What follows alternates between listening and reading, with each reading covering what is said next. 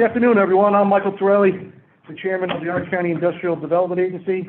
Today is Tuesday, August 17th. I'd like to start our meeting, and if everyone can rise for the Pledge of Allegiance. We'll have a flag in the corner. I pledge allegiance to the flag of the United States of America and to the republic for which it stands, one nation, under God, indivisible, with liberty and justice for all. Thank you. Phil, can you call the roll of the board members? Yes, sure. Michael Torelli? Present. John Dowdett? Present. Leslie Pieri? Present. Vincent Odock? Present. Paul Ruskevich? Present. Dean Tamburri? Present. All board members are present. Great. Thank you.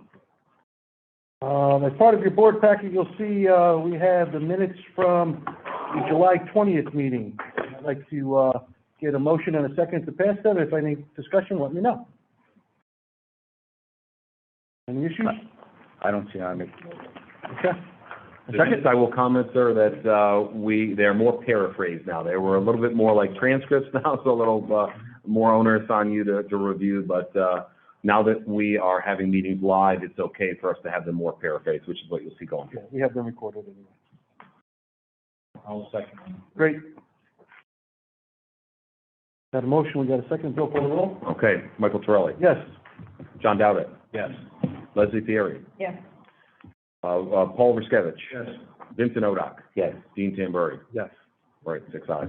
All right, Bill, I'll turn it over to you for the finance reports. Okay, let's get into finance here. All right, first of all, you see July financials are in there. Is everyone okay with the double-sided printing, or is it a lot easier if we just do it on one side going forward? Is everyone able to keep track? Okay, good. All right, you're seeing our operating income and expenses. You know, What are we doing first? We're doing financials or the payables? OCIDA, just going through the financials. All right, the board packet is put together incorrectly. Has the Bills first. So we go over the financials. It is a little out of order. So we're on page 10 of Okay. the of the board packet. Go ahead, Bill. Thank you.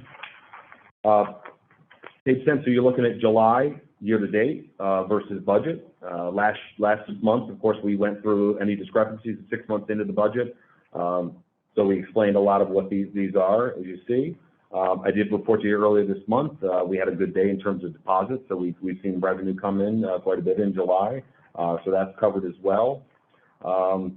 Going from 10 to page 11, seeing expenses continued here, all with salaries and operations, everything included there. And on page 12 is for OCIDA, you're seeing our cash balances. We have a total of almost $7 million in the bank between our checking accounts, our local labor escrow account, which is the second bank in Orange Bank and Trust account, and then you're seeing what we have in a money market right now currently with Sterling National, $1.7 million. So you're seeing for OCIDA alone, almost $7 million in cash on hand. Any questions on finance? Again, we went through kind of more of the fine-tooth comb last month, so moving a little more swiftly, but if anyone has questions, they can certainly answer to it.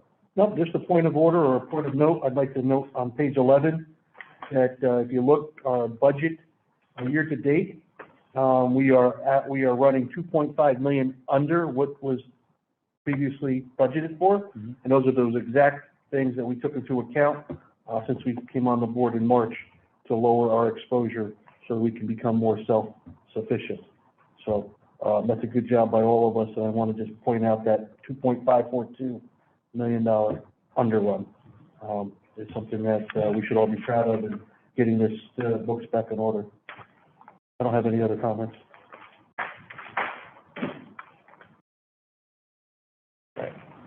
With that, I'll take a motion and a second to accept the financials as presented. Second.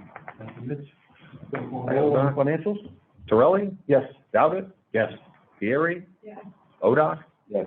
Ruskevich? Yes. Tamburri? Yes. 6 ayes. All right, now getting to billing. Yep. And what page would that be on? That starts earlier on page 6. Yep. These are starting with our recurring bills, of course. I'll go through them, this whole list here. You don't have to go through them individually. Okay, you're good? Any ones that you want to highlight or that have changed or that you have comments that you've worked upon? We don't. Sure. Really, First Columbia, if you jump down to that, First Columbia 4 LA LLC, those are utilities there, and it's 2 months of electric. That's just the way that the billing is worked, just so you know. That's 2 months of electric included in that bill. And the second piece is our rent for the headquarters at Friday Lane. Jumping down to Orange and Rockland, just under Lamella Sanitation. That Orange and Rockland bill is for the Highland Falls location. As you recall, we have notified the landlord where we consider our lease void. We haven't been paying since April. We did turn over the utilities over to the landlord, and there is a small period during our transition, July 2nd through July 19th, when we will be responsible for a share of those utilities, and it looks like we're going to get 2 bills for that. This one is for that period of time, just for the outside lights. That's what this is. And we expect to get another bill for that same period, July 2nd through July 19th, again, until we switched over the service to Mr. Minakazi. So we'll probably see another one, but that's what that is, just so you know. Town of New Windsor, those are our rents due to the town. I think everything else is pretty standard. We've been talking about it. And at the very bottom, TPX Communications, that's for our phone system. That's what we're currently paying, and one of the things before you is a proposal that we negotiated with TPX to produce our services there, lower our monthly billing, and we'll get into that one as well. Let's see, continuing on, it's worth mentioning here. Down to credit card payment processing. Time Warner, that's on there. Which page are we on? I'm sorry, so I'm looking at a different copy. Let me just get you your page number. It should be on 6 on the top, Time Warner.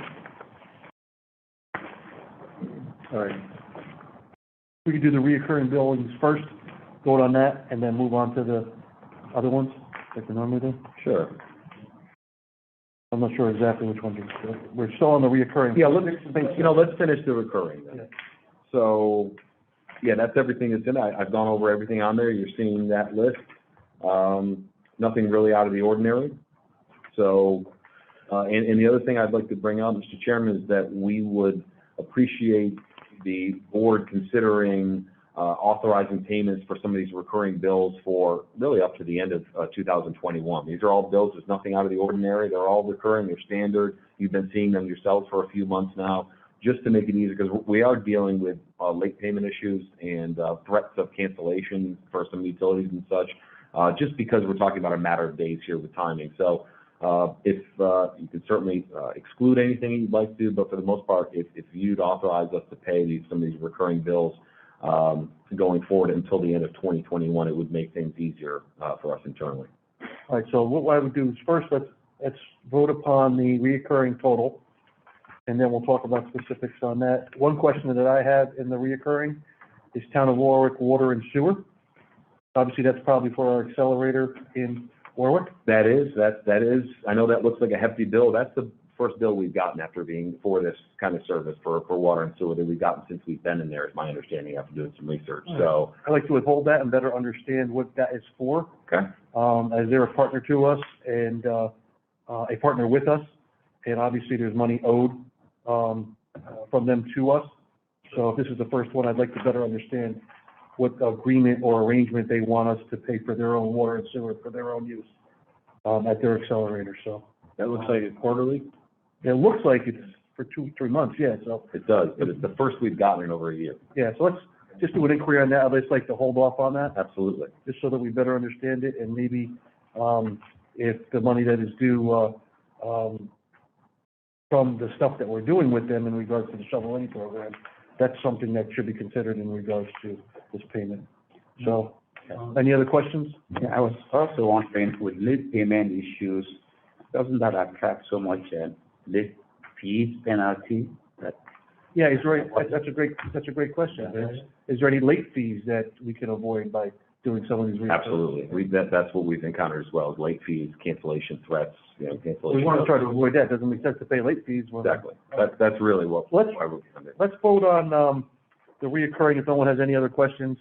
It'll be the, $34,180.79 minus the $694.60. Right. I'll accept the motion in a second.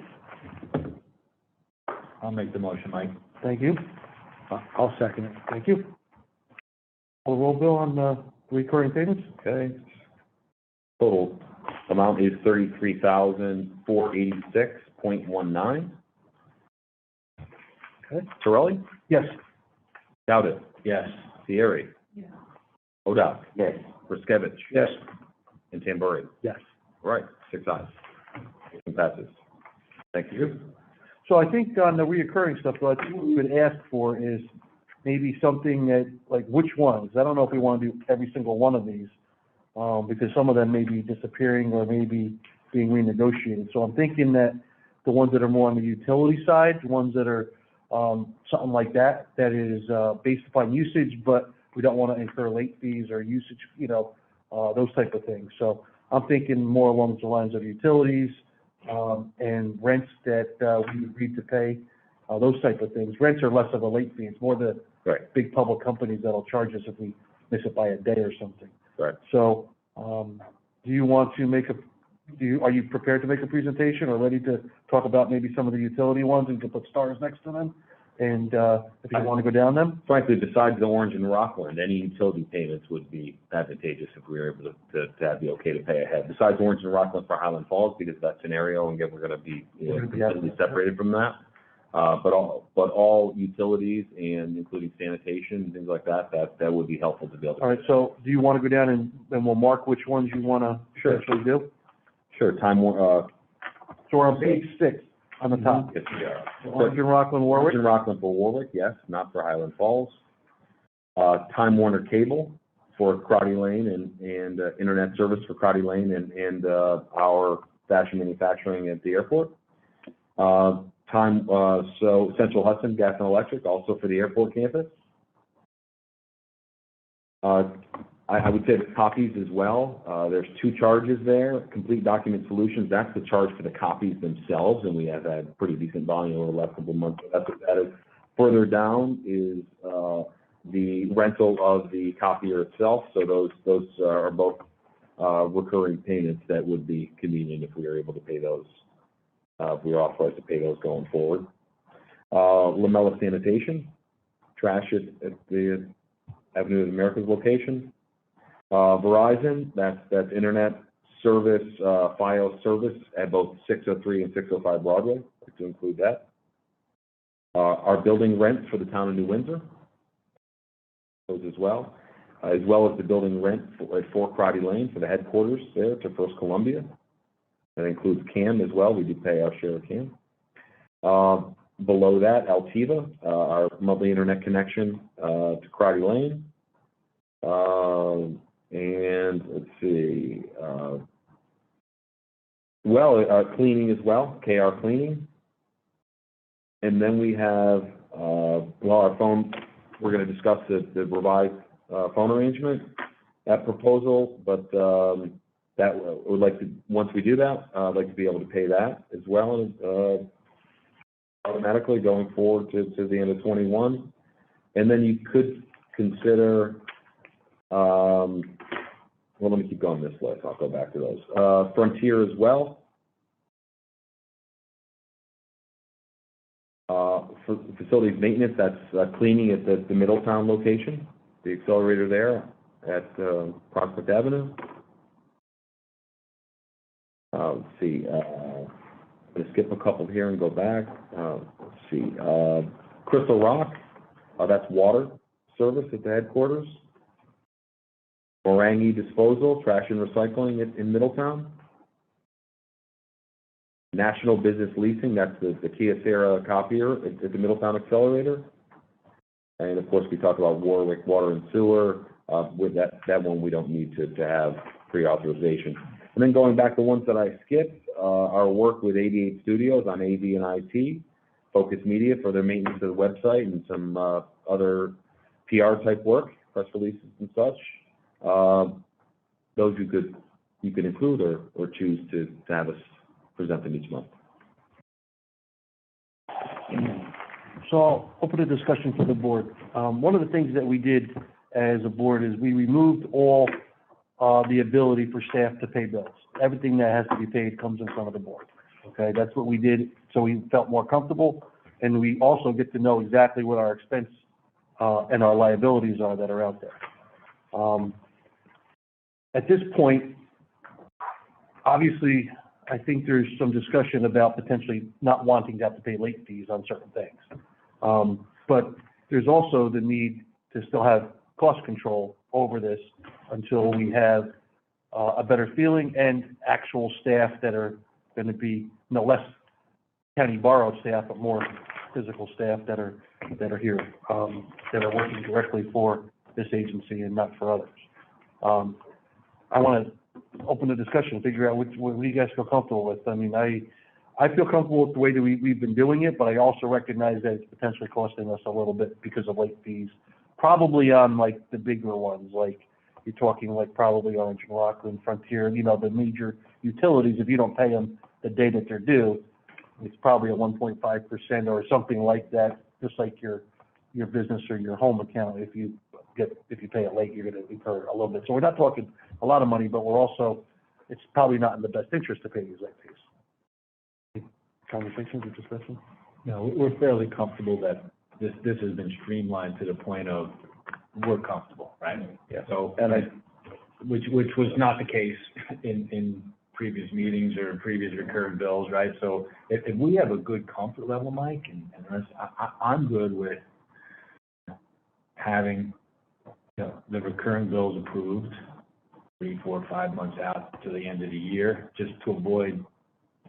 And they'll still be late presented. fees. They'll still be presented on a monthly basis. They'll have just maybe an asterisk or a highlight saying that these are prepaid or these are ones that are already paid. That's what I was gonna say, as long as we're getting a report every month, knowing what's been paid and what needs to be paid. That sounds good. Maybe one less thing to worry about, right? Right. I'm good with that. Everybody good with that? Yeah, I mean, pretty much the whole list is standard stuff. Yeah, so on the reoccurring side, we still want a presentation every single month. Sure. We would want to know which ones are paid and which ones are not, so that we could understand the liability. And then for accounting purposes, you want to pay them in the month that they're due, so that we're not trying to overpay something in one month or another for budgeting purposes. We want to make sure that it flows correctly, that it's not front-loaded or end-loaded or back-loaded at the end. All right, so is there anything on this list that you want to exclude? I'm thinking someone on the consultant side. I think there are less late charges eligible, so I would say, while I think they do some good work for us, I think that 88 Studio, Focus Media, and I think those are the two on the consulting side, on the reoccurring payments, that probably don't have late fees and could potentially be voted upon on a monthly basis as we look at either more procurement, utilizing them more, utilizing them less. They might be a little more variable. I agree with that. That doesn't cause any issues, does it, Bill, with those two items? I don't think so. Medium and the. No. Is there any others that are on that list that are more on the consulting side? I don't think so. I don't think so. I think that's what it is. All right. The rest all seem to be utilities and Yeah. services. All right, so in this instance, I'd like to make the motion to have the reoccurring bills that are presented for August, minus Focus and minus 88 Studios, paid on a rolling forward basis through the end of the year on the month that they're due, and a presentation that's made to us monthly on which ones have been paid and which ones are still owed. So this is just on the reoccurring, so I'd like to make that. Thank you. Roll call, Bill. Torelli. Yes. Dowdett. Yes. Pieri. Yes. Briskevich. Yes. Odak. Yes. Tamburi. Yes. Right, 6 ayes. Motion passes. Great. Thank you. All right, we'll go to the next one, so that'll be on page 8, we have the monthly contracts. Right, we have on here, Loki Brill Consulting, that's of course our local labor auditing, and the work that they're doing on site for projects right now. And of course, that is generally paid by the applicants. There was a policy change. Legoland, for example, and that construction project just finished. They were under the old policy where we paid for the labor auditing ourselves. We didn't charge it back to the applicant. But going forward now, really all projects the applicant pays, they pay into an escrow account that is drawn from to pay for Loki Grill for their work. So that's on there. And Brown and Weinrob is on as well as part of their retainer for legal services. And the county attorney could probably speak to that better. If you'd like to ask him. And then we have one other payment. You want to, like, Mr. Trelli, you want to hear anything further? Okay. No. And then, Mr. Dowd, our former general counsel, we have one final bill, but we are looking to deduct an amount for that is in question, and we'd like to get authorization on the remainder of that. So the amount was reduced, taking off $126 there. So that is a total of 137. I'm sorry, $147 we are asking to pay Mr. Dowd. The remainder is we're challenging that and looking for the backup. Okay, so what's in front of us is the request to pay $9,693 minus the 126. Correct.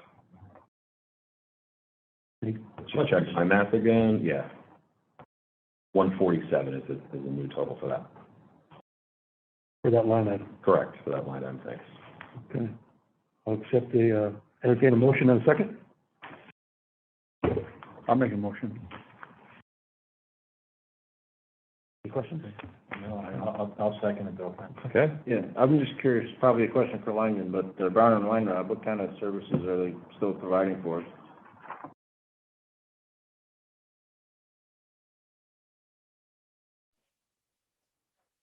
On mute. I'm sorry, I couldn't quite hear the question about Brown and Weinrob.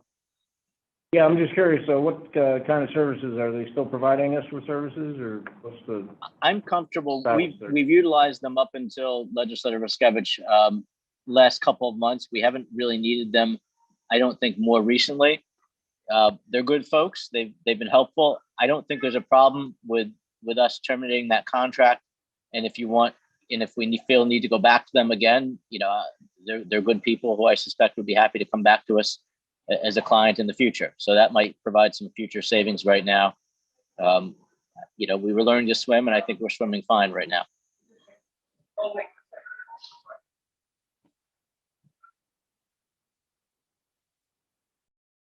So what we have in front of us is a vote to pay the August bills, and then we'll revisit the Brown and Weintraub discussion after that vote was called. Any other questions on that? In other words, just bills for services already. Already rendered. Okay. You'll call the roll, Bill? Corelli. Yes. Dowd. Yes. Thierry. Yes. Odoc. Yes. Skevich. Yes. Tamburi. Yes. 6 ayes. All right, at this point, with council's opinion, any discussion about Brown and Weintraub, if we believe that they're needed, or do we want to give them notice that we're going to terminate the contract?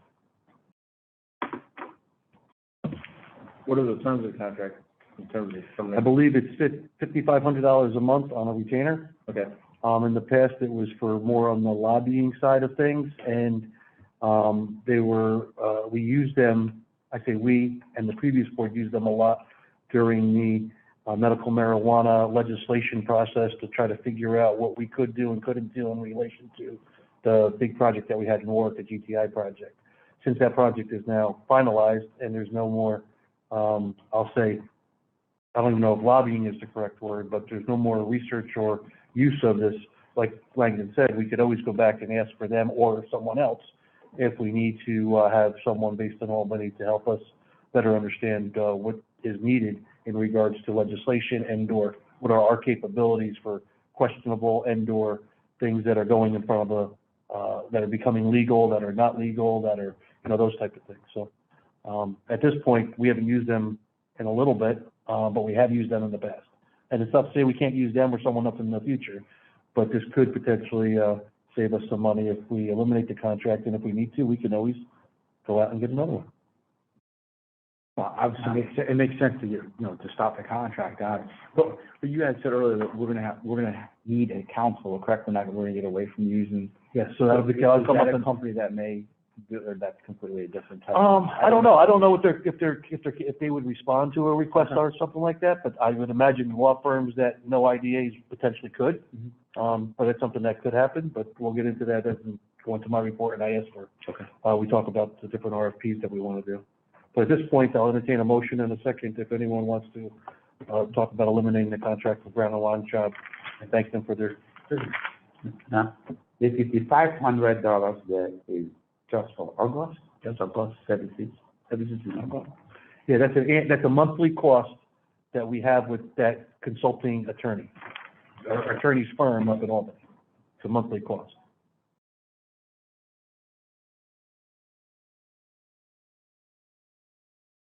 Can you read the county attorney? I apologize. He's, I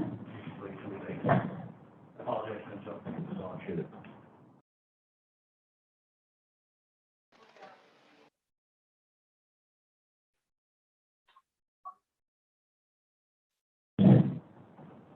You back, Langdon? Can you hear us? No problem? Yes, I can. Yep, sorry. So we're entertaining a motion and a second in regards to eliminating the Brown and White Shop contract. I would make a motion to eliminate it at this point in time. Okay. Second? Oh, Thank you. Paul, Leslie? I'll call the roll, Bill? Torelli, Yes. Dowden, Yes. Thierry, Yes. Odoc, Yes. Riskevich. Yes. Tambury. Yes. Thank you. Motion was by Dean Tambury, Yep. second by, Paul and Leslie. When we notify them, thank them for their business, please, in a letter from the IDA. Thank you.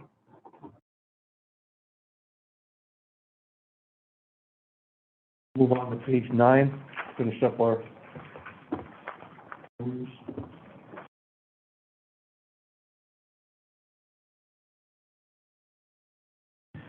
all right, the last here is all of the payments. You're seeing our credit card payment.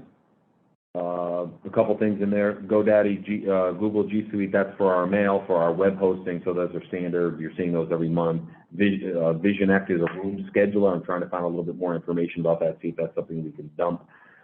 Jacob, we talked about that. That's a compliance issue. We pay $50 every 6 months as part of our compliance requirements. Time Warner Cable, you okayed that last month, but to avoid a cancellation, something that we should encounter in the future, we ended up paying that via credit card, and we voided that check because you did authorize the check.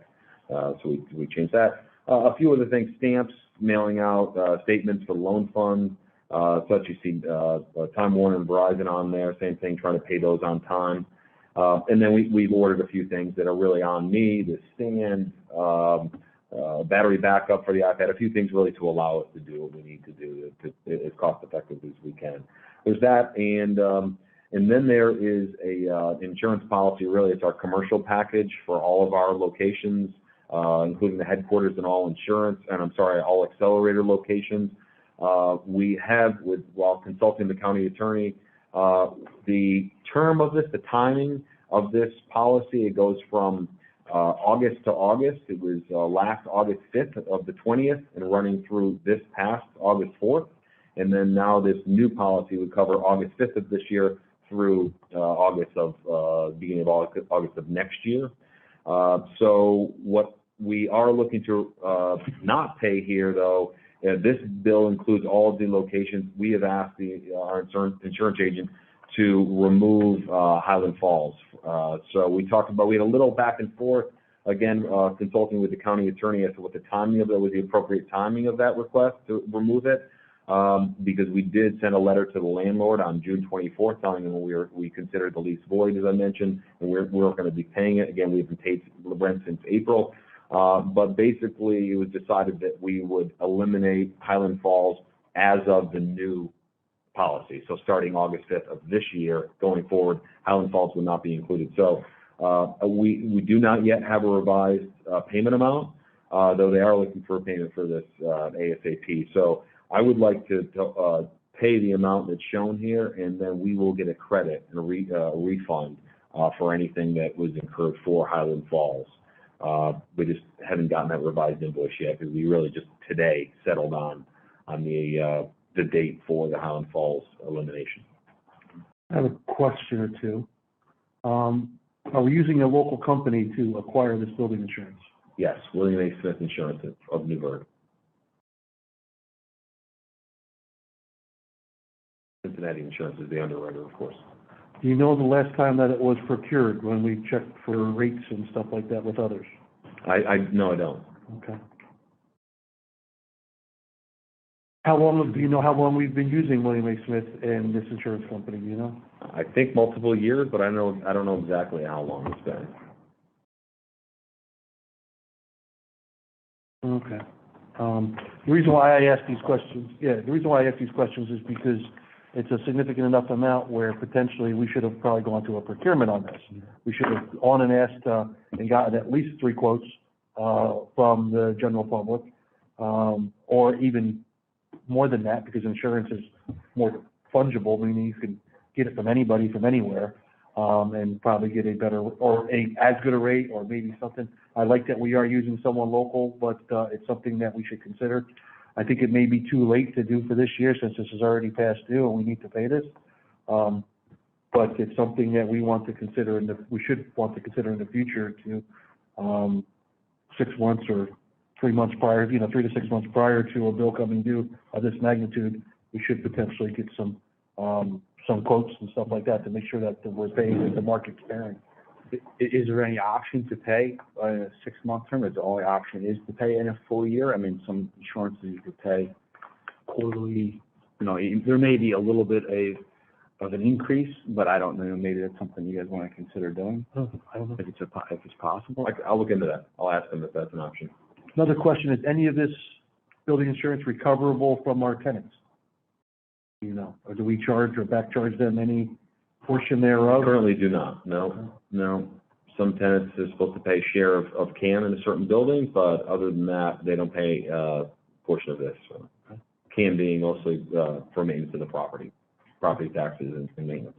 What do they do? They do any audits on like the liability of what's going on in the buildings or whatnot? Does the insurance carrier? Correct. Have they or? They typically, in my experience in the past, of course, I haven't been here that long. I haven't been through that kind of interview with them, but typically, I have worked with William A. Smith, and they do that diligently. But I'll verify that as well. Any questions about any of this, or any opinions in regards to this insurance? I mean, it is past due now. It's a couple of days, a week past due. I don't feel comfortable with it, but it's to the point where I think we need it. We don't want our insurance to lapse. And it's something to work on and put on a schedule for next year, that we make sure that we do the proper procurement on it.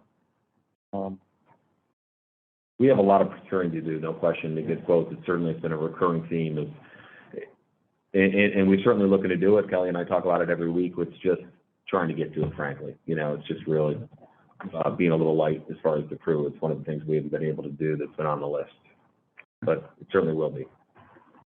Mr. Chairman, just so you're aware, I've been working with Don Bedora, who's done the Maryland deal for. She's working on a model subtenant agreement, so maybe we can work in, a backup for the insurance. We'll just take a look at it. It wasn't something we considered before, but we can look at it. Yeah, something that's recoverable, because this is something that, they're the ones that are in business. We're just providing a location. So it's a reasonable business cost. So, thank you. All right, I'll entertain a motion in a second if there's no further discussion. I'll make that motion. Oh, sorry. So the motion is to pay this bill. And the others above it, so the $21,515.60. Yep. And we know we're potentially gonna get a credit back for the Highland Falls. And then revisit this Yeah. within this year. Yeah. Perfect. I make that motion. Second by Paul. Yep. All right, Torelli, Yes. Dowdett, Yes. Pieri. Yeah. Odoc.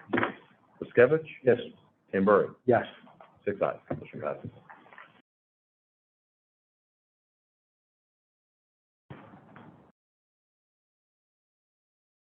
Okay, so that's July and August payables.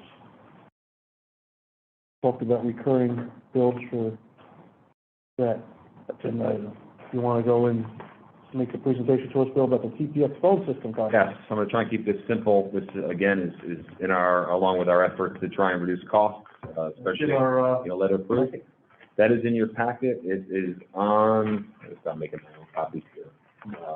I think it's the last two pages of the package, one of two and two of So I made a copy, so if you wanna take this, follow. Thanks. Great. Yeah, the last page, I believe. pages, 15 and 16 is when it shows. Yeah. Basically, the idea is this, that we've reduced the number of telephones that we have in the office. There's two of us right now. We hope to add someone else, before too long, and people may be coming in temporarily. We don't need what was in there. We'll certainly overkill a lot of services. So we, negotiated with this company to try and reduce the monthly recurring amount. The challenge, though, is that you have to renew a contract for a year at that point in order to do that. By the way, this is something that was auto-renewed. This contract was auto-renewed twice, I believe it was already, on April 1st. Unfortunately, it was the day after I started here at the IDA and wasn't on my radar. So we certainly didn't get a notice. It was just something that happens behind the scenes. So we are locked in with our current system until April of 2022, unless we make a change. Right now, we're paying a total of $409.61. And the way I did this is to try and compare the two, is looking at next April, because again, if we stay current with our current arrangement, we can't get out of it until next April. So that's 8 more months. We staying the same, paying the current amount, we would pay over that period $3,276. Again, that's staying the same. If we go to the new option, the monthly recurring amount would be reduced to $193.70. Again, from $409 to $193.70. That plus there's a $250 one-time fee for reconfiguring. Over 8 months, that grand total is $1,799. So you're seeing, I had done this math before, but you're seeing a difference right there of about, about $1,400. And that's really the cost, that's the savings that we're experiencing. But of course, we have to continue until next September that we renew. And the only difference there is if we were to shop, if we kept things the same, and then next April, we shopped around, and what would be the savings from the new deal that we can take here, $193, versus another option. I actually used to be in the phone industry. I don't think that we're going to save that much more. We certainly will shop it around that time, but nothing that really overcomes the savings that we'll experience over the next 8 months by going to a lower rate. So to me, I advise going for this, accepting this new deal and extending our contract until next September. And we already have dates in the calendar to make sure that we do cancel in time and everything, that we're ahead of that. But this would really right-size us to the equipment we need and the monthly recurring charge that's more fair given what our needs are right now. No loss of service, right, Bill? No, sir, absolutely not. Have any questions? Any other questions? Makes sense. This would be something that prior to next September, we would potentially ask staff to go out to the market, do a procurement, figure out exactly what we should be paying and come up with a recommendation. But in the short term, I think this automatic savings of reducing service and lowering costs is something that's a win-win, and gets us into a mode that we can start scheduling these procurements. So I don't have any questions. Any other questions? No. Good. I entertain a motion and a second. So just to be clear on the motion, it's to authorize the chairman to, Enter into a contract or a revised contract that would potentially save us $1,400. there you go. Okay. And lower our monthly costs with the term to expire next September. Okay. And for us to procure something or look at procurement of that 3 to 6 months prior. Okay, you looking for a motion? I'll make the motion. Okay, Dean? I'll second. All right. Roll call. Torelli? Yes. Dowdett? Yes. Pieri? Doc? Yes. Riskevich? Yes. Tamburri? Yes. 6 ayes. Passes, thank you.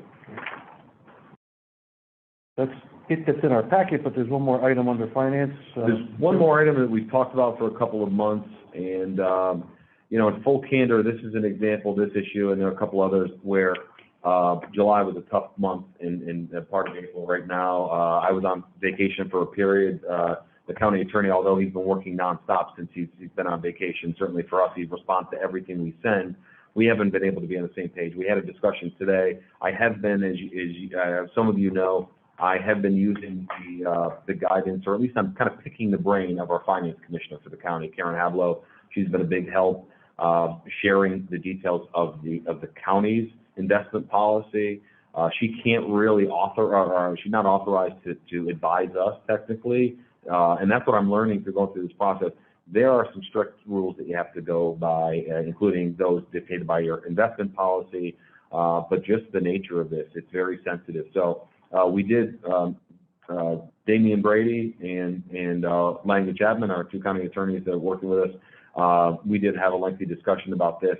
We think that there needs to be a little bit more research as to what we can do, what we can't do. I did share with Mr. Dowdett earlier as one of our finance experts, a matrix I put together of various rates of CDs, money markets, treasury bills, even this CER, ADS, another investment tool, so that we can see what the options are out there. And we already see and it's not a great environment for this, by the way. The investment market is difficult right now, and some of the rates we're getting really basically scream, we don't want your money. But there are some options there, but we have to be very careful of how we follow this policy, and we may have to request some changes to the investment policy. So I just request if we can have next month until the next board meeting. I'd like to work further with the county attorney's office and with some others that we're consulting just to make sure we do this right. But we do want to get money. We have some money in the fund balance that we want to get earning for us.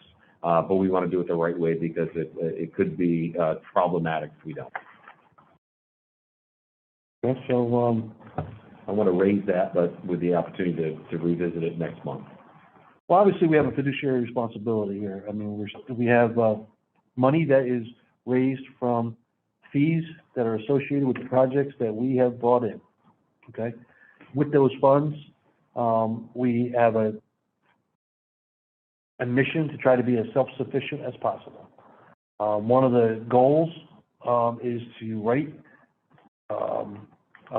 manage this organization, this agency, so that we don't have to come knocking on Paul's door at the county legislature level and ask to be added and included as a budget item to help float this organization in the future.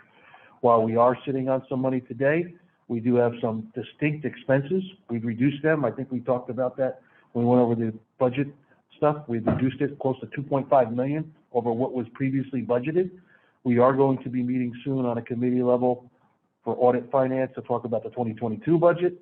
But it's something that is important, and I think that we have a responsibility, a fiduciary responsibility, to make sure that we manage this money like it is public money. This is money that is, though, brought in from applicants, and it's supposed to be used for economic development purposes, hence the agency purposes. So while I don't like that we're going to potentially kick this down the road another month, I would like to definitely have it on the calendar for next month with a distinct recommendation from staff of exactly what we should be doing and the amounts and where we should be putting them. So we can vote on it and almost do it instantaneously thereafter, so we don't wait any longer. I do worry that nothing has really been invested since us coming on the board in March, and the stuff that was invested prior has expired and is just sitting in money markets and our checking account, or checking accounts. And you see that in our fund balances. The idea here, though, is to let that grow a little bit, and we can use some of that and to be as self-sufficient as possible, because we have to plan for the worst, but hope for the best. And while prior to this we didn't have a lot of fee revenue coming in, we did have some good fee revenue come in the last 45 days from some of the previous projects.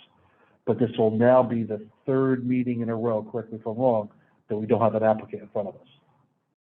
So it's something to consider and something to always have in the back of our mind, not really to worry about, but to be cognizant of, that we have to, you know, tighten our belts, but we also have to make sure that we have this money working for us. So, I'll be okay with it for now, even though I don't like it, and I would want a distinct recommendation to the board by next month, vetted by council, to make sure, and then to move forward so we can invest some of this money.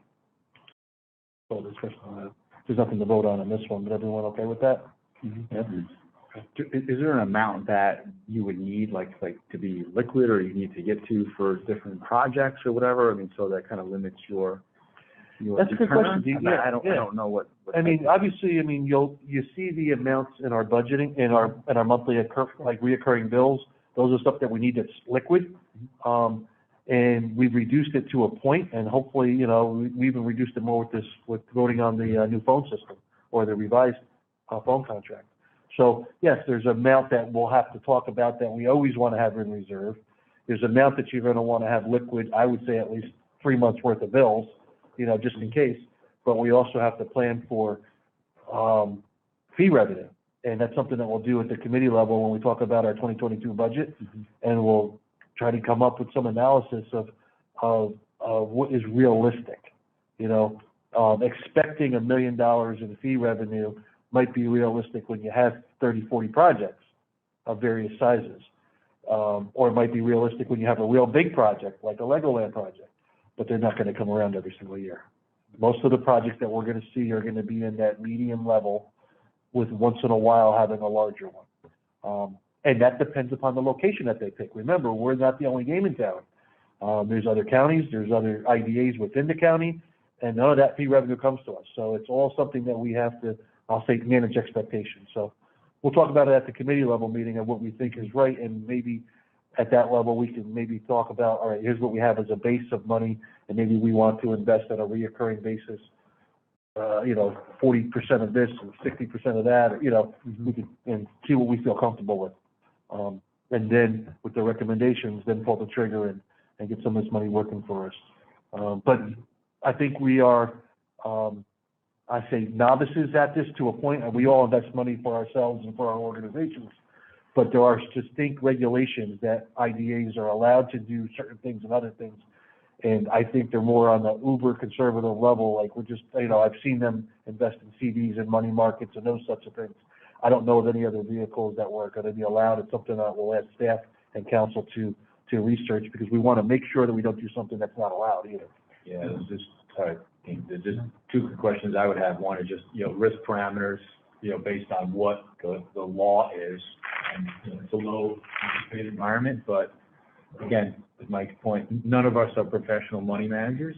So I think it's important for us to know what that risk parameter is, and, you know, it's a couple of basis points either way. So it's risk is not something we probably want to take on in that environment. And also just portion of allocation, right? All eggs in one basket, really, so to speak. So yeah, those are two great questions that maybe we can get some clarity on, and then we can go for it. But I don't think we should expect a huge rate difference in the folks that we consider, and certainly risk is not something all of us really want to take on at this point, right? Yeah. Yeah. The only other thing I was going to add is that would Bill or whoever need to know the amount before they go out? In other words, how are they going to know what the investments, how much to invest or not? That's my Well, it's something that they're going to make a recommendation of what's allowed. We'll make the recommendation back, or we'll vote on it, the amounts and the locations of which we want to do this in. Obviously, being in Orange County, I would think would look favorably at keeping the money within Orange County and in institutions that have a presence here, instead of just like say an internet bank or something like that doesn't have any job creation here and such. But more importantly, we want to make, you know, so we'll make sure the amounts, they'll come up with what those parameters are through legal advice and through working with the county commissioner of finance. And then with a little matrix of potentially what those rates are, you know, they change almost every day or every 7 days, depending upon the vehicle, so. And when I was collecting those, just to, you know, further answer your question, I told the institutions that we could be depositing from as little as $500,000 to potentially well over $1 million, maybe $1.5 million, just looking at what we have in the fund balances between the two agencies. So And the rates, that didn't stop them. They were able to give me rates based on that range. Last point is sometimes we'll look at percentage of allocation instead of kind of extreme, a static dollar amounts, because that can fluctuate too, right? So, Yeah. those are just kind of a little bit of guidance, and then we can, Thank you. a good conversation on it. I think that would be a major part of our next meeting. Yeah, perfect. Yep. Any other conversation on, the investment options? Conversation to have, much better conversation than it was 6 months ago, right? So Yes. I think the train was going in a different direction 6 months ago. Yeah. Then, Great. All right, so let's jump right into this. We're about, an hour into this meeting already, and I'm trying to move this right along. Chairman's report, I have a couple quick options. Made a quick presentation yesterday at the, county, E&E committee meeting. Very basic, just said a couple sentences. There was no questions, at that point. In the future, we'll continue to do that. Once we have an executive director, CEO, that'll be something that person would be doing on a regular basis instead of the board chairman. Obviously, if the legislature needs more than just a staff member, we can attend or have a special meeting or have a conference call or such. I don't have any updates from them on regards to any of their investigation stuff. So as that stuff comes, we're going to be fully transparent and fully cooperative. But at this point, I haven't really heard anything on that level. Yeah, the rules committee meets tomorrow, and Yeah. basically set a date for first meeting, preliminary meeting for that Yeah. investigative committee. I think it might even be canceled. I thought it was It postponed. might be. Yeah, that looked on the calendar, it looked like it was. So, but when that happens, that's something that will be brought back to this board to let you know what they're looking for, maybe what we're supplying. Literally, I think they have everything, but whatever we can do to help. A topic that I'm going to bring up is items that I would like to consider for requests for proposals that have staff to begin working on now to be effective in 2022. So they're about 4 or 5 months out before the end of the year. And I believe there's 3 distinct areas which I'd like to have staff start and working with council, devise RFPs for, so that we can start getting pricing and make decisions on how we want to move forward. One of them is going to be on financial support, okay? As you recall, last meeting, we voted upon having UHY assist staff with preparing reports and paying bills and all that good stuff. It was a stopgap measure since the resignation of our CFO, and they had direct working knowledge of the system. We'd like to go out to, I would like to entertain and potentially go out to an RFP for financial companies, financial advisors, financial CPA firms, whatever the correct term is, but really on the assistance of accounts payable, accounts receivable, and preparation of financial reports, both locally for our board and anything that is state or federally required. This is not an audit company. We do have a separate agreement with an audit company or an audit firm that does our audit that's required by the ABO. So just to clarify, are you talking about services that UHY is Currently doing. currently, okay. Yeah. And what's the timing on that? We had talked about maybe keeping them in place for, say, 6 months. Would you like to do it sooner than that? I'd like to have these start on January 1, if possible. The RFP start or No, I the want the new? RFPs written. I'd like to have the RFPs written so we can vote on something between now and the end of the year so that the new consultant comes on board January 1. Got it. And there may be an overlap, especially on finance. We want to make sure everyone's sharing the right numbers and those type of things. Maybe the existing company helps with the 2021 reports that are due, those type of things. So there might be a little bit of overlap, but we want to go out, I think we would want to go out to bid on that type of service. The other thing that we would want to go out to bid on is bond counsel. I think Harris Beach does a great job, but they've been our bond counsel forever. And I don't remember the last time that was procured. I don't know what the state charges are or not, but it's something that we should consider, is to open that up and get some pricing to make sure that both ourselves and our applicants have what the market is asking for in regards to counsel for. It's more than just bond counsel, though. If you remember, part of the incentives that we offer is bond financing, but as you've seen in a couple of the projects that have come before us, bond counsel helps us with a lot more than just bond financing eligible projects.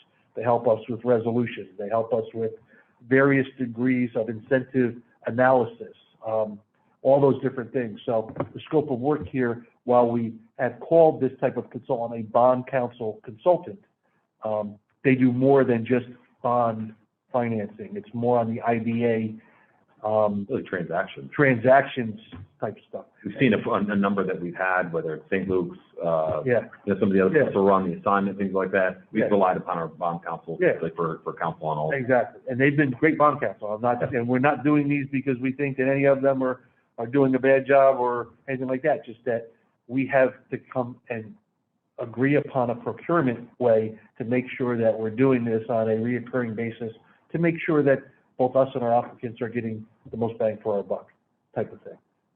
And we want to make sure that people have a fair chance of getting some of this business as well. Last Two for bond counsel, same timing, Yeah. so that Yep. Dalton, either Harris Beach or another, starts 1/1/22, okay. Yep. And the third one that I'd like to entertain is on the labor consultant side. Right now, we utilize Loki Brill. They've been procured back, from what I understand, back in 2016. So it's been over 5 years that they've been either fully or partially under contract with us. So I'd like to entertain that. Now, that scope of work is a little bit different. It's more along the lines of what our labor policy dictates. And this type of consultant goes in and prepares the reports, does the field checks, those type of things, that goes and makes sure that the applicants are complying with what we require as part of our labor policy. There's fees associated with that, either directly to the IDA or since directly to the applicants. We want to make sure that the applicants are getting the most bang for their buck. And we want to make sure that this type of procurement occurs on a regular basis.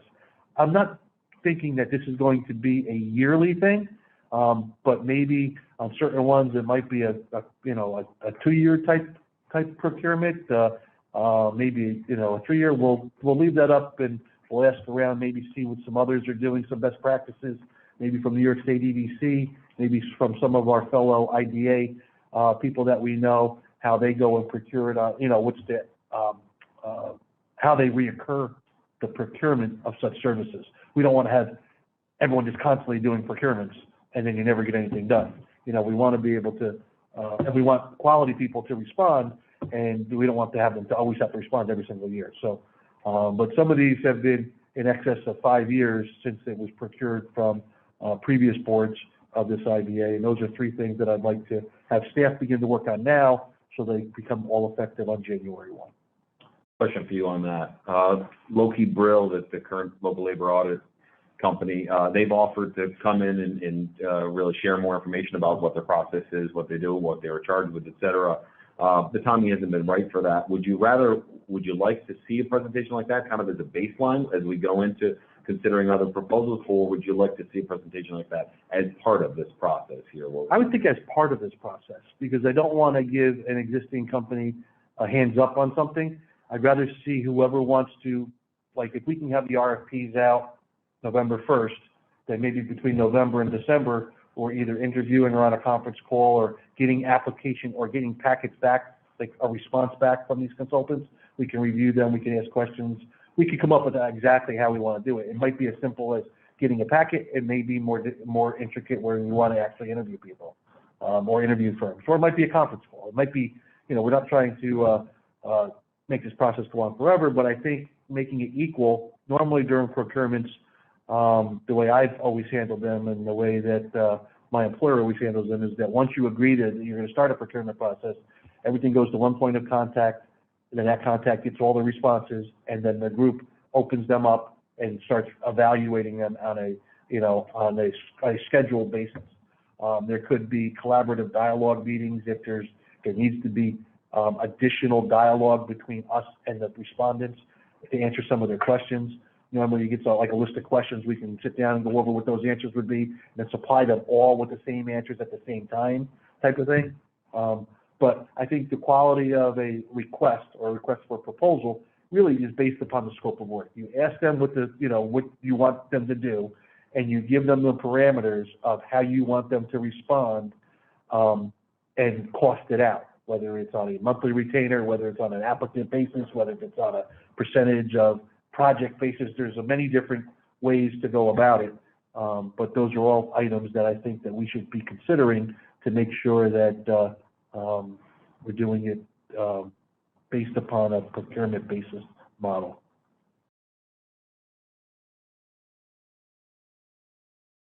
And in this instance, I think this is significant enough, I think I would ask for a vote on this, because it's something that we're not voting on doing it, we're voting on telling staff to do it.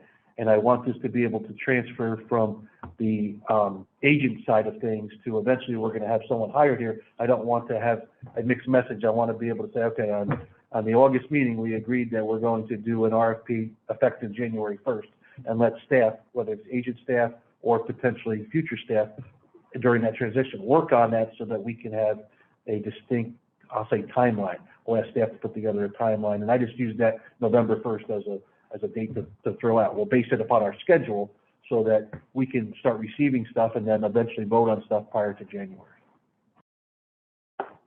So in this instance, I'd like to ask for a motion and a second to do RFPs for, I'll say, financial consulting, bond counsel consulting, and labor policy consulting.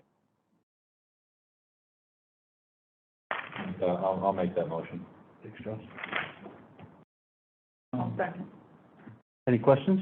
Yes, so do we have, what is our contracts or anything with them currently? Are they going beyond what we're saying and we'd have to end the contract, or is this, and then I'm also thinking, obviously it all has to be done, but wouldn't our, eventually our, procurement policy include all of these things, so they automatically would be happening? Or no, Yeah. or? So we inherited a procurement policy which is stale. And it's something that needs legal review because it has the CFO doing a bunch of stuff, and right now we have no CFO. Of course. So that is just like the bylaws that we're gonna talk about a little bit later, with everyone received. We're probably gonna ask for a revision to the procurement policy, just so that it's accurate type of stuff. In this instance, we have inherited, well, actually, no, we've inherited two, and we've asked for one to jump on. So UHY, we recently asked, I believe it was last month, to jump on a stopgap measure because of the resignation of the CFO, so we have something to the end of the year. The bond counsel and labor counsel / consultant have been on for an excess of 5+ years, and something that is past its due for a procurement analysis.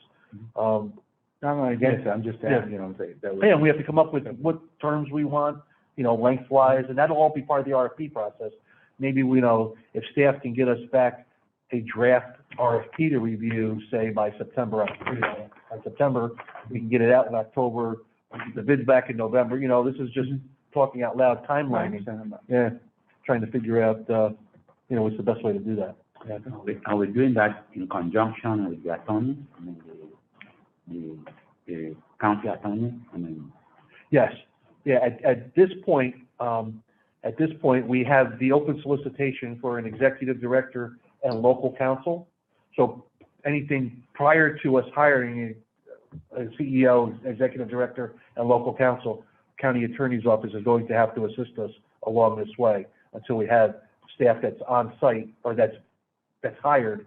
And we're going through that process. That'll be the last thing I was going to talk about. But it's Mr. Chairman, there's something at this point that's kind of right up our alley. We do determine all the time. I'm discussing with the county attorney. He's able to do it. We have other attorneys who do procurement. Obviously, I'm very familiar with it as well. So, That's great. We can certainly discuss it. We got not really the time. We can put that information that, may handle, your desire to have consultants for 2 years with 3 1-year options here, like a 5-year total contract, but you're not going to get locked in if you're unhappy or if you have a budgeting issue. A lot of your contracts, and I'm not familiar with these, it could be at will. You could be on a month-to-month basis at this point. It all depends in terms of that. But certainly, ultimately, the starting point for your contract, if there was some sort of legal obligation, would have to be started at the time we have a Sure. Great, thank you. Any other discussion?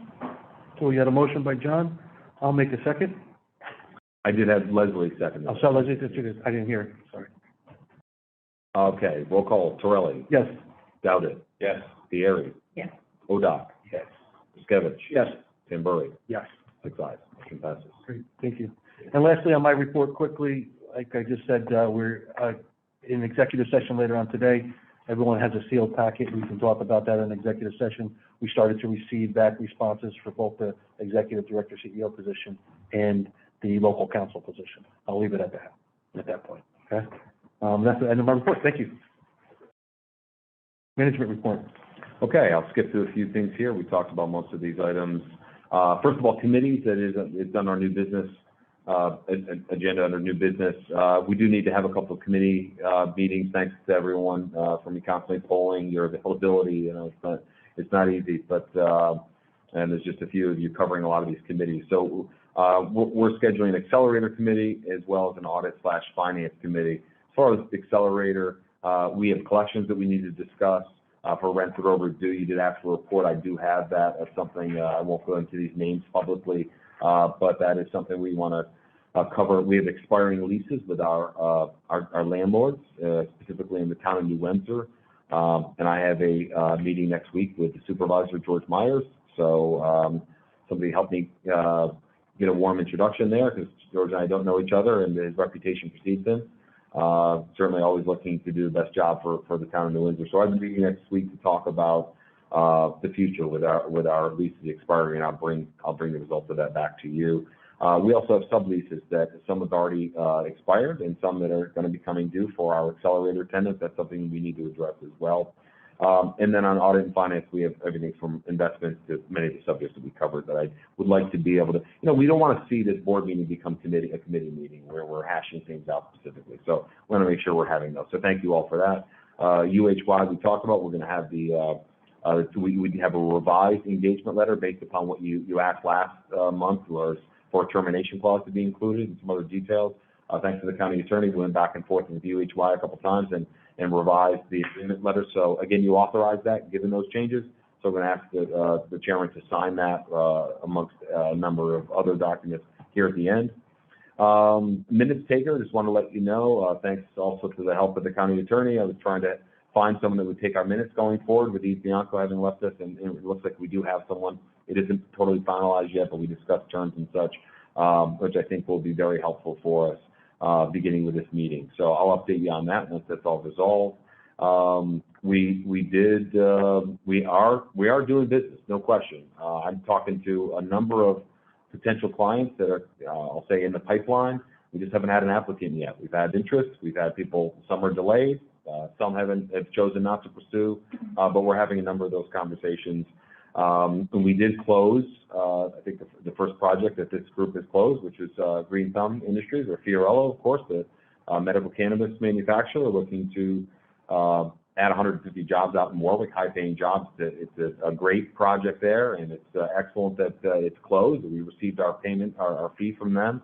I also reported to you that Urban Extracts, which does processing of CBD from hemp that's grown locally, they just opened at the Warwick Accelerator. It's located at Warwick, the Tech Park, I guess is what we call it. And one of our accelerator clients, Scripted Fragrance, they just had a grand opening, a great turnout. We were there celebrating that. So a lot happening at the Warwick site. So I told you I consider that a real victory, especially once GTI and Sativa complete construction and hire people. I think it will be a real success story there.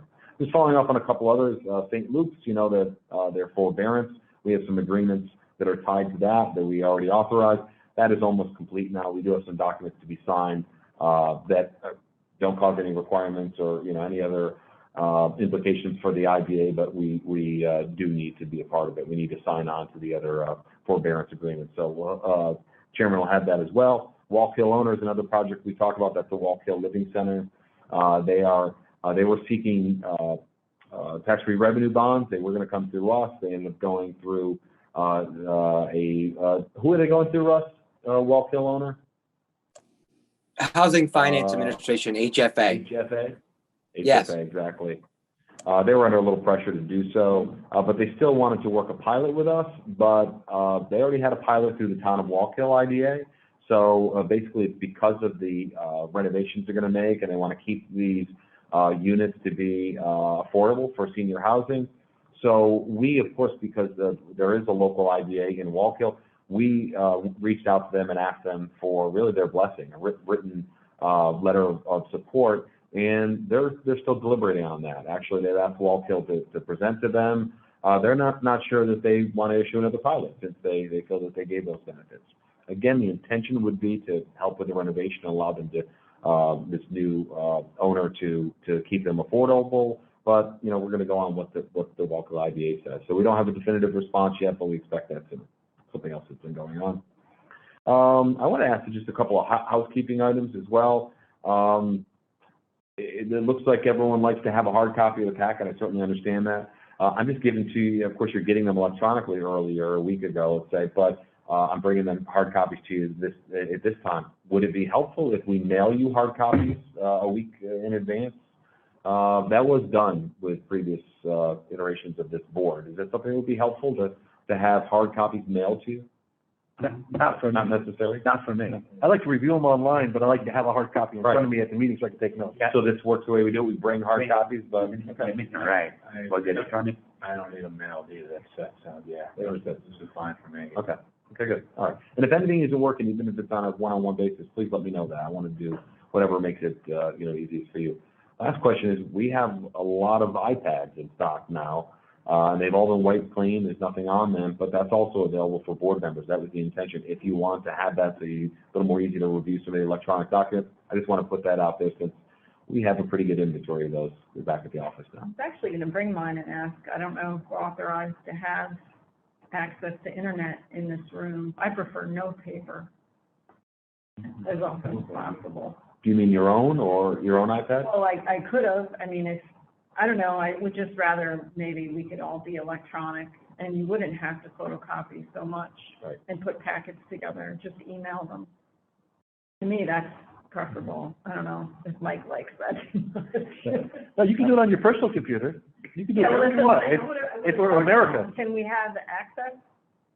Yeah, Damien, would you know if there's any Well, restrictions? we can give you, there's, first of all, there is a public Wi-Fi system in the building which you could access. So if you're asking, like, can you get a password? I mean, I could download it, The but I only don't handheld know. website, yeah, you can get that. I can Yeah, give you all and that. Bill, this is Russ.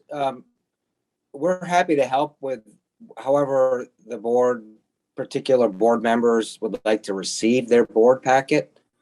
This isn't the first time I've heard this. Some people want hard copies, some want them by PDFs, some want just the iPad. So we're happy to help with that if you would like. Right.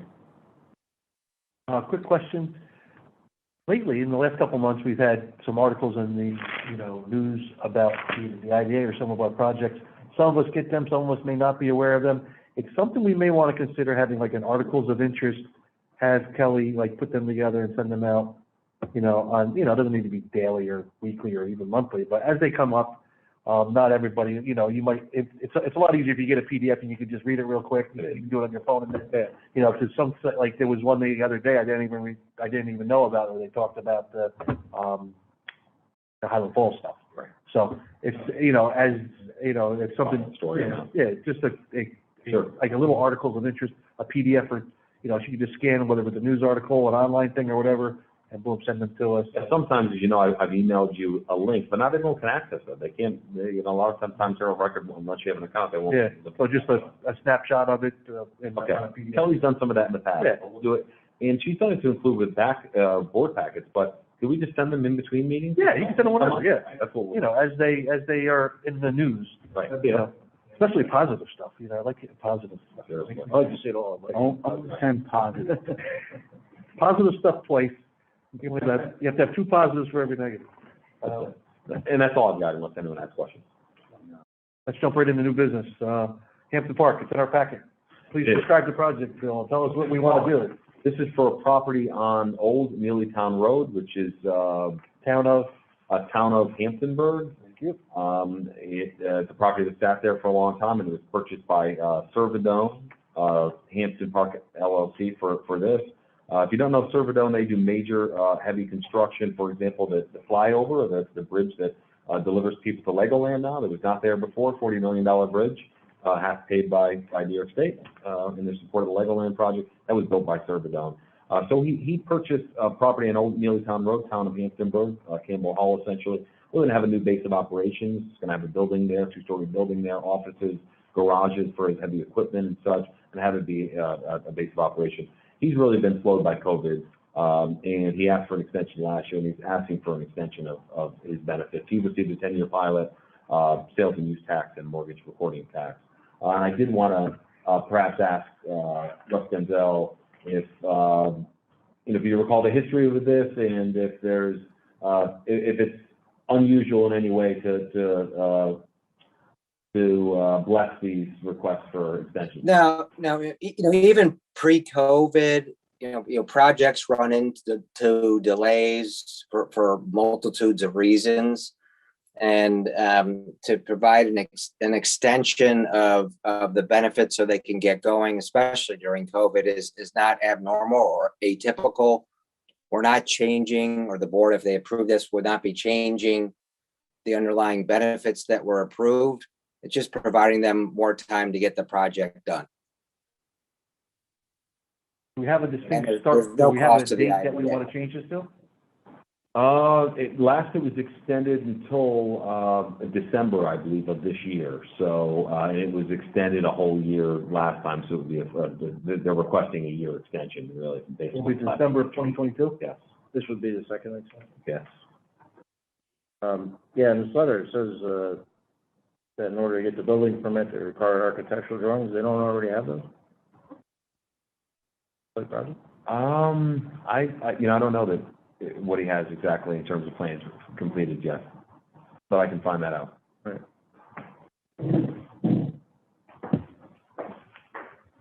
I'll make the motion.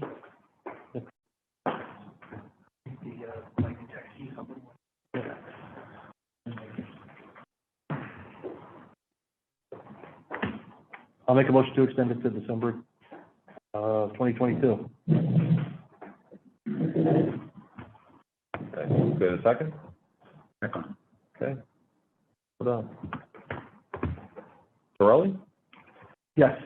Dowdett? Yes. Thierry? Yes. Oda? Yes. Ruskevich? Yes. And Burry? Yes. 6 ayes. In the, to being fully transparent, I'd like to have if you can make a call to the town of Hamptonburg supervisor, letting them know that we've, are doing this. They, I believe, previously supported the project, but just to make sure that the lines of communication are open and that For sure. shows that, we're doing that. I believe that they were in support of the project, and it was approved by their planning board in the past. So obviously they have, I'll say, local things to go through with building permits and planning board extensions if need be, like those type of things, so. Thank you. Mr. Chairman, I'd like to ask County Attorney Chapman if he could go through the next 2 items, OC probation, the crime victim impact statement, and revisions to the OCIDA bylaws. Sure. Sure. So just on the prior matter, your motion passed, but it's really contingent, I assume, on no negative comments from the supervisor at Hamptonburg. Is that essentially what the board's statement is?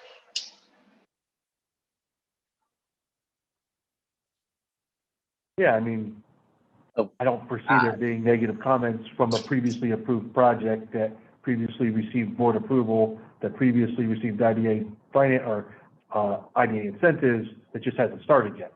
But I don't either, but I just wanted to clarify that so they can't quite rely on that approval yet. We're just going to check with the supervisor at Hamptonburg. So just turning to the next 2 items, the Orange County Probation Department asked for a statement to the court of the, you are of course the victim of the crime committed by the prior IDA staff and one of the directors. So they asked for a crime victims impact statement. One was prepared that was signed by Bill. I'd sent it to all of you in advance for any comment. I don't think there were any substantive comments. So I'm just simply asking the board to formally ratify the letter that was signed by Bill as the position of the IDA, which you all had previously received.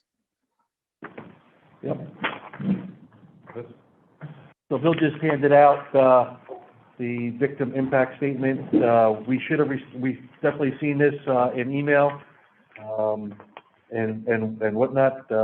So in order to take a motion, I'd like to have a motion and a second for Bill to execute this and send this in or finalize it. I'll make the motion to execute. Thank you.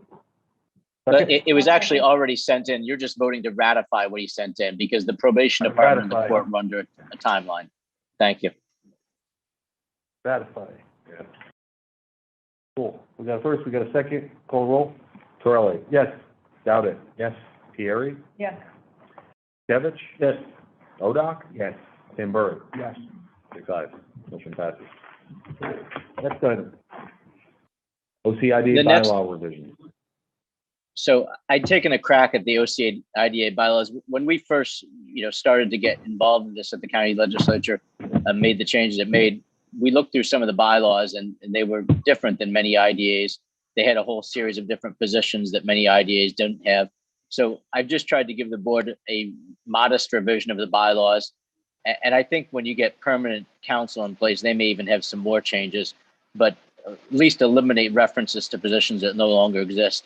And that's really the crux of them. I've sent the bylaws out to everybody in a red line form. So I think everybody's had a chance to read them. If anybody has any questions, I'm happy to discuss them. But other than that, I would ask you to make those modifications or some version thereof.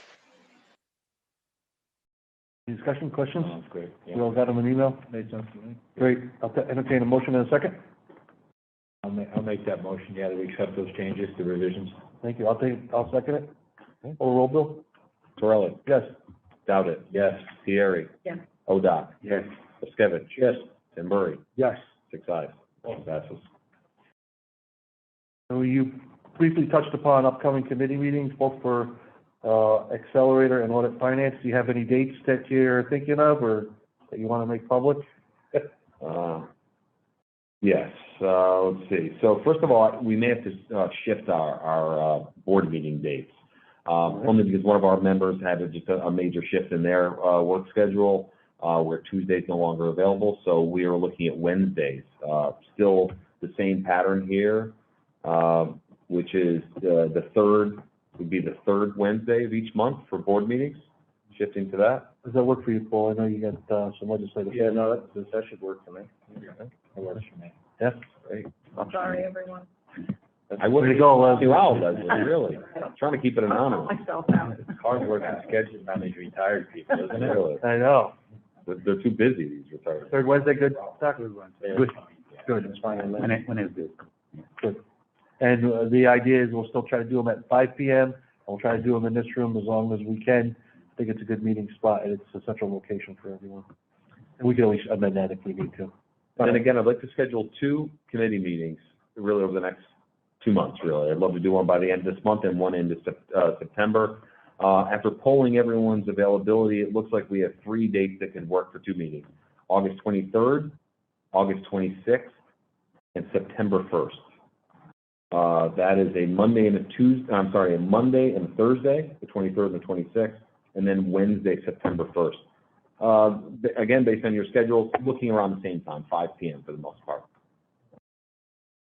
23rd, 26th, and 1st. Did I get it wrong? Is there anyone that's not available in one of those slots? 23rd is definitely out for me. Okay.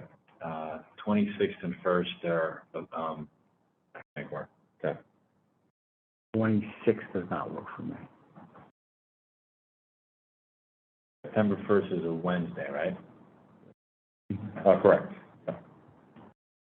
So 23rd, no good for JP, and 26th doesn't work for you, Mr. Stanbury, right? Correct. Remember, committee meetings are just to really talk about the specific stuff there, but we're not voting on stuff. Anything that's done at a committee meeting, it's brought to the board meeting and gets updated, and so it's more of like a workshop, like a work session where we can just throw out a bunch of ideas, have staff present stuff to us, those type of things. So, now, both those meetings, I was gonna say, can both those committee meetings be on the same day? You wanna have a long meeting? Yeah, it would be a long meeting. We certainly could, but we probably need 3 to 4 hours, really, between the 2 topics. so you're thinking, do one this month and one next month? or- Yeah, that's what I'd like to do, and I was gonna see when Mr. Tambury is the 26th is no good. It could be one of the committees he's not on, so. 26 is the Thursday. Yeah. Mr. Chairman, I'm not sure if maybe we could follow up after with you and I, just verify that. I hate, unless you want to nail it down now. I'd like to nail it down now. Okay, You can. okay. Well, let's definitely do September 1st. at 5 p.m. Which committee? And, well, you're all available for that. Let me do the other one first. So why don't we do the 26th? And Dean is not available. And how about we do the accelerator on the 26th? And on the 1st, 8/26 at 5 p.m., accelerator committee meeting, and September 1st at 5 p.m., audit finance. Okay, so 26 is what? August 26th, 5 p.m., accelerator. Okay. September 1st, 5 p.m., audit and finance.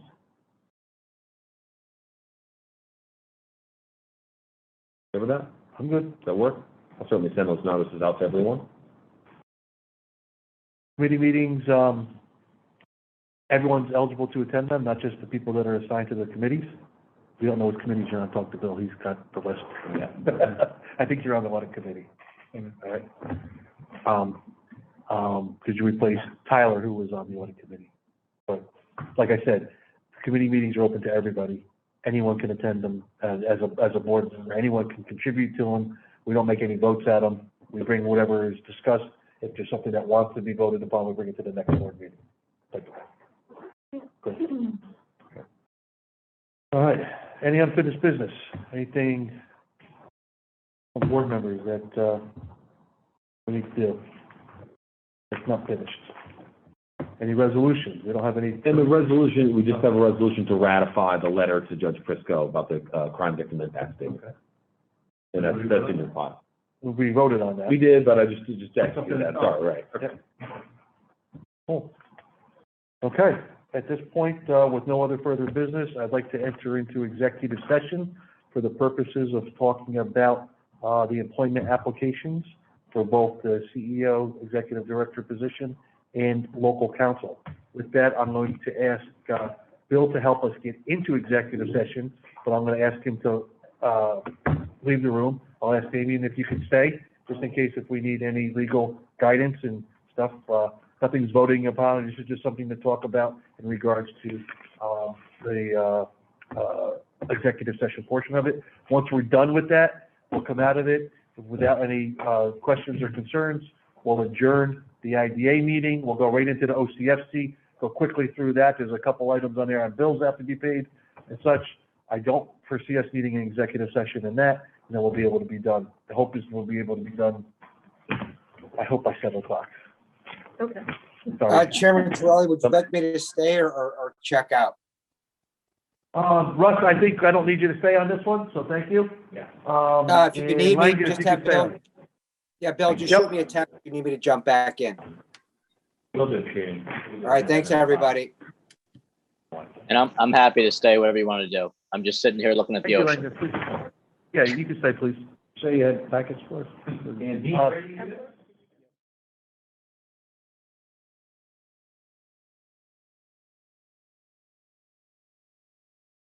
Welcome back, everybody. We just adjourned our executive session. We're going, and we're back into the Orange County IDA regular meeting on August 17th. With that, I'll entertain a motion to adjourn this meeting. So move. Second? All in favor, say aye. Aye. All right.